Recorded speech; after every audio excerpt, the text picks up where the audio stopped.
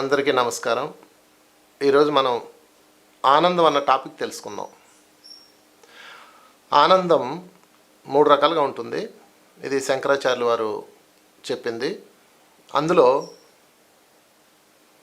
3 ముందుగా ఏంటో చూద్దాం. విషయానందం, భజనానందం, బ్రహ్మానందం. 3 రకాల ఆనందాలు మనకున్నాయి. విషయానందం అంటే మెటీరియల్స్ ద్వారా వచ్చేది.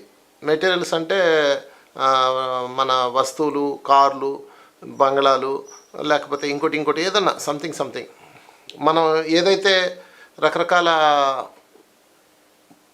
బట్టలు కానీ లేకపోతే ఒక పెద్ద ఫ్లాట్ కొనుక్కున్నారు మీరు, ఆ రోజు ఎంత ఆనందంగా ఉంటారు. కానీ ఆ ఫ్లాట్ పోయిన రోజు ఎలా ఉంటారు అంటే ఆనందం ఇస్తుంది, అదేవిధంగా దుఃఖాన్ని ఇస్తుంది. ఆనందం పోయినప్పుడు దుఃఖం వస్తుంది. అందుకని ఆనందం అనేది ఆనందించి వదిలేయాలి. That's all. అటాచ్మెంట్ ఉండకూడదు. రెండోది భజనానందం అంటే సంగీతం ద్వారా వచ్చేది. సంగీతం ద్వారా, లేదంటే ఎంజాయ్మెంట్ ద్వారా, లేదంటే రకరకాలు ఎక్కువ మనసుకు సంబంధించిన ఆనందాలు. ఇవన్నీ మనోతలానికి సంబంధించిన ఆనందాలు. ఇవి కూడా ఎండ్ ఉంటుంది. మనోతల ఆనందానికి కూడా ఎండ్ ఉంటుంది. ఇక మూడోది బ్రహ్మానందం అంటే మన లోపలికి మనం వెళ్ళినప్పుడు వచ్చేది. అంటే మనం ఎప్పుడైతే ఆధ్యాత్మిక మార్గంలోకి వెళ్ళామో మన లోపల ఆత్మలో నుంచి ఒక ఆనందం కలుగుతుంది. అంటే మీరు ఏదన్నా ఒక సేవ చేశారనుకోండి, లేకపోతే మీ శత్రువుని మీరు క్షమించారనుకోండి, ఆ రోజు మీకు తెలియని ఒక ఆనందం వస్తుంది. మీరు తినడానికి ఏమీ లేదు, కానీ ఎవరికో మీరు దానం ఇవ్వాల్సి వచ్చింది, అంటే మీరు తినేది వాళ్ళకి ఇవ్వాల్సి వచ్చింది, అప్పుడు కలిగే ఆనందం.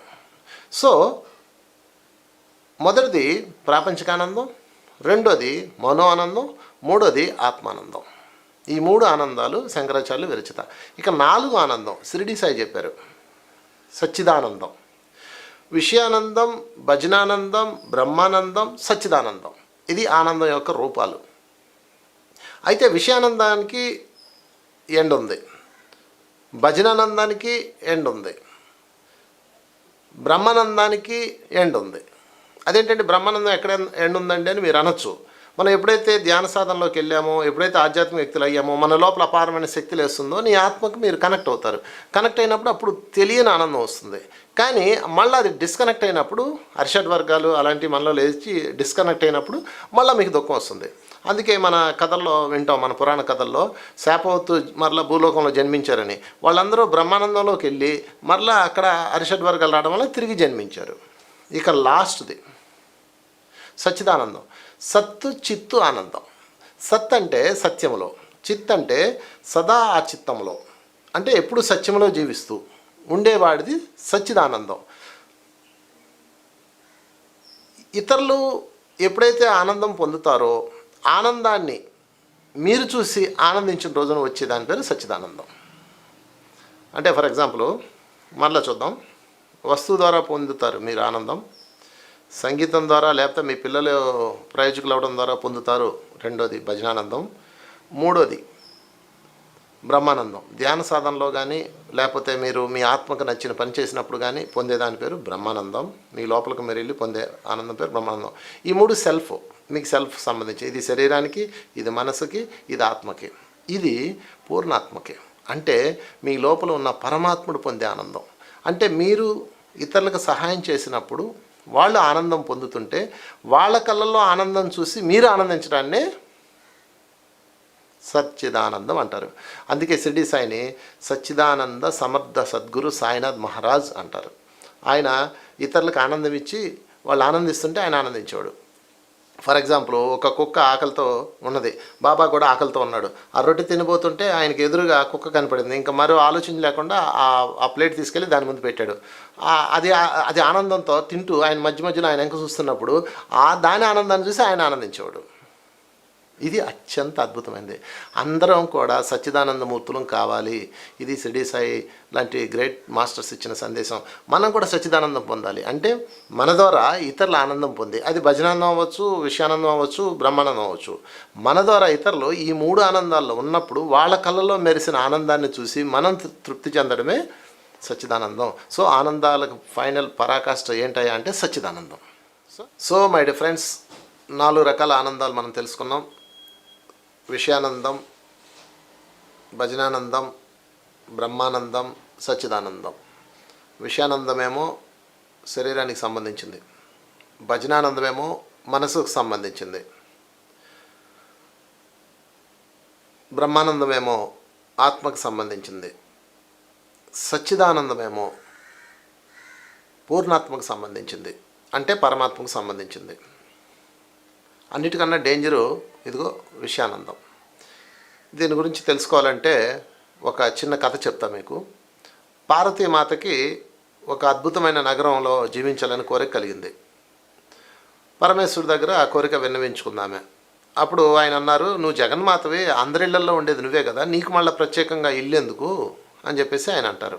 అనగానే లేదు లేదు, నాకు ఒక నగరం నిర్మించుకోవాలి, ఒక అద్భుత నగరం, సుందర నగరం అని చెప్పేసి ఆమె కోరుకుంటుంది.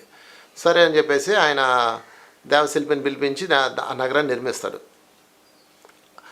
ఆ నగరం నిర్మించినప్పుడు అత్యంత వైభవంగా తయారవుతుంది. దానిని గృహప్రవేశం చేసేటప్పుడు ఎవరి చేత చేయించాలి అని ఆలోచించి రావణాసుడు పరమశివ భక్తుడు, పైగా బ్రాహ్మణోత్తముడు, అతని చేత చేయిద్దామని చెప్పేసి రావణాసుడిని పిలిపించి ఆ గృహప్రవేశం చేయాలని ఆమె నిర్ణయించుకుంటుంది. రావణాసుడు ఆ నగరంలో ప్రవేశించేటప్పుడు అంటే ఆ నగరాన్ని, దాని వైభవాన్ని, అక్కడున్న సౌందర్యాలన్నీ చూసి అతని కన్ను గుడుతుంది.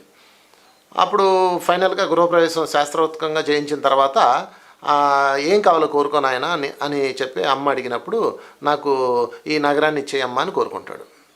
అంటే గృహప్రవేశం రోజే గృహాన్ని కోల్పోవాల్సి వచ్చింది. ఎంతో ఆనందంలో ఉన్న పార్వతీమాత ఒక్కసారి ఆ గృహాన్ని, అంటే ఆ నగరాన్ని ఇవ్వాల్సి వస్తుంది, తప్పదు, ఇంకా మాట ఇచ్చింది కాబట్టి ఇవ్వాల్సి వచ్చినప్పుడు చాలా దుఃఖంలోకి వెళ్ళిపోతుంది. అప్పుడు శివుడిని ఒక ప్రశ్న అడుగుతుంది.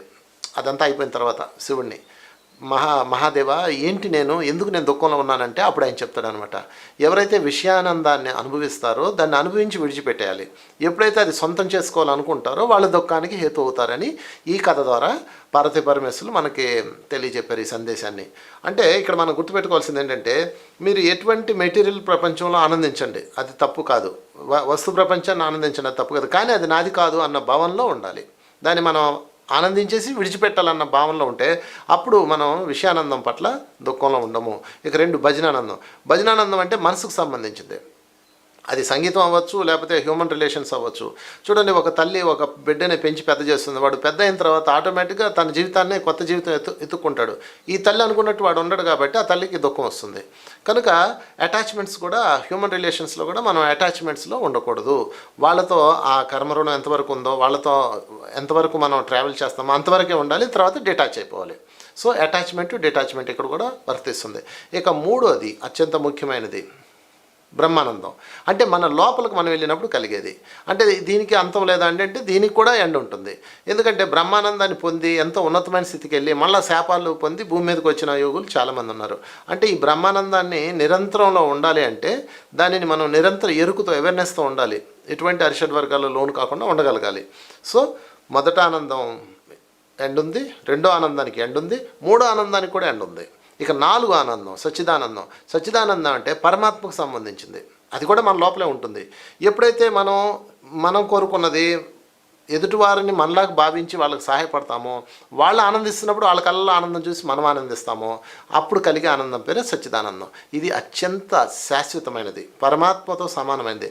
ఒక గొప్ప విషయం ఏంటంటే, ఎవరైతే సచ్చిదానందంలో ఉంటారో వాళ్ళకి ఈ మూడు అపారంగా వచ్చి పడిపోతాయి. చూడండి, షిరిడి సాయికి విషయానందం ఉంది, భజనానందం ఉంది, బ్రహ్మానందం ఉంది. ఎందుకుంది? ఆయన సచ్చిదానందంలో ఉన్నాడు. అలాగే పరమయోగులు చాలామంది, సచ్చిదానందంలో ఉన్న పరమయోగులు చాలామంది ఉన్నారు. వాళ్ళందరికీ మూడు ప్లస్ అవుతాయి. ఇందులో ఉంటే ఈ మూడు వచ్చేస్తాయి, ఇందులో ఉంటే రెండు వస్తాయి, ఇందులో ఉంటే ఇది ఒకటి వస్తాయి, ఇందులో ఉంటే అదే ఉంటుంది. కనుక మై డియర్ ఫ్రెండ్స్, మన యొక్క టార్గెట్ ఏమిటి అంటే సత్ చిత్ ఆనందం. మన ద్వారా ఇతరుల ఆనందం పొంది వారు ఆనందిస్తున్నప్పుడు వాళ్ళ కళ్ళల్లో మెరుస్తున్న ఆ సంతోషాన్ని మీరు సంబరం చేసుకోండి. అంటే విషయానందం అవతల వాళ్ళకి అందించండి. అంటే మెటీరియల్ ఇవ్వండి వాళ్ళకి. వాళ్ళు ఆ మెటీరియల్ పొందుతున్నప్పుడు వాళ్ళు ఆనందిస్తూ, చూడండి, ఇక్కడ మన వాళ్ళు అంటే మనకు సంబంధించిన వాళ్ళు కాదు, మనకి ఏ సంబంధం లేని వాళ్ళు. మన వాళ్ళు అనగానే మన కొడుకు, మన పిల్లలు, మన వాళ్ళు అంటే మన బంధువర్గం కాదు, ఏ సంబంధం లేని వాళ్ళు. వాళ్ళకి వస్తువు ఇవ్వండి. ఆ వస్తువు పొందినప్పుడు వాళ్ళు ఎంత ఆనందిస్తారో, వాళ్ళ కళ్ళలో ఆనందం కనిపిస్తుంది. దాన్ని మీరు పొందండి. అది వస్తువుతో వచ్చిన సచ్చిదానందం. రెండోది, మీరు ప్రేమను అందించండి, లేదా సంగీతం అందించండి, లేదా ఇంకోటి మనసుకు సంబంధించిన ఏ ఆనందం మన తోడు అందించండి. నేను నీకున్నాను, బెంగలేదు, భయపడుకో, నేను ఉన్నానని ఒక సపోర్ట్ ఇవ్వండి, మోరల్ సపోర్ట్. అప్పుడు వాళ్ళలో కలిగే ఆనందము మీకు మనసుకు సంబంధించిన సచ్చిదానందం అవుతుంది. చూడండి, విషయానందము ప్లస్ సచ్చిదానందము, భజనానందము ప్లస్ సచ్చిదానందము. ఇక బ్రహ్మానందం, మీరు నేర్చుకున్న ధ్యాన విద్య, మీరు అనుభవించిన ఆత్మానందము ఇతరులకు అందించండి. మీరు కూడా ధ్యానం చేయండి, ఎంతో శక్తి పొందుతారు. మీరు కూడా శాకాహారులుగా ఉండండి, ఎంతో శక్తి పొందుతారు. మీరు కూడా మీ కుటుంబంతో ఆనందంగా ఉండండి. ఇలాగ మీరు పొందిన బ్రహ్మానందాన్ని, మీరు పొందిన అనుభవాలని, మీరు పొందిన ధ్యాన అనుభవాలని వాళ్ళకి షేర్ చేస్తూ ఉండండి, లేదా వాళ్ళు పొందిన ధ్యాన అనుభవాన్ని మీకు షేర్ చేయించుకోండి. తద్వారా అది కూడా మీకు ప్లస్ అవుతుంది. ఫైనల్గా మై డియర్ ఫ్రెండ్స్, ఈ సచ్చిదానందము ఈ 3 ఆనందాల కన్నా అత్యంత ఉన్నతమైనది, ఎందుకంటే అది పరమాత్మ స్వరూపం కాబట్టి.